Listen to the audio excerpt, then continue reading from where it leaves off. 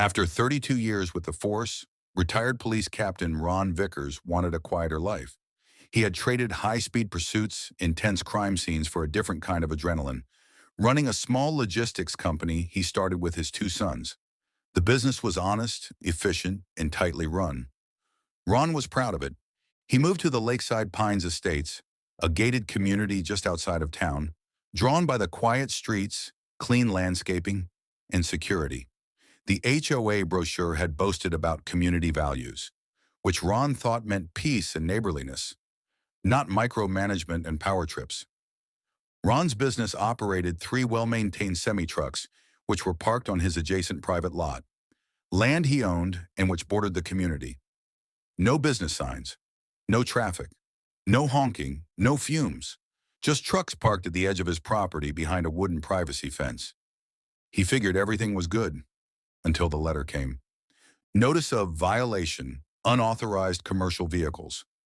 Our records indicate the long-term storage of multiple semi-truck trailers adjacent to a residential property. This violates the HOA's aesthetic and community values. If trucks are not removed within 7 days, they will be towed at the owner's expense. Ron laughed when he read it the first time. He thought it was a joke, but it wasn't. The HOA president, Elliot Kramer, followed up with an email stating they had already contacted a towing company for preliminary consultation. That's when Ron's sense of humor stopped. First, the HOA had no jurisdiction over his commercial lot. It was outside the HOA's boundary. Second, he had registered the property correctly through the city for light commercial use. Third, those trucks were insured, inspected, and legally parked. But the HOA didn't seem to care about facts. Ron decided to show them who they were dealing with. At the next HOA board meeting, he entered calmly. No need for a uniform. The badge and the presence came naturally. He introduced himself, then placed copies of the following on the table in front of the board. The property line survey, clearly showing the trucks were on a parcel not governed by the HOA. A zoning permit granting legal right to park commercial vehicles on that lot. A formal letter from the city attorney warning that any attempt to tow vehicles off private commercial property would result in civil liability and potential criminal charges. He looked directly at Elliot Kramer and said, "You're about one phone call away from having a serious lawsuit on your hands." Elliot stammered, "We were just, trying to preserve the community aesthetic." Ron didn't raise his voice. He didn't need to.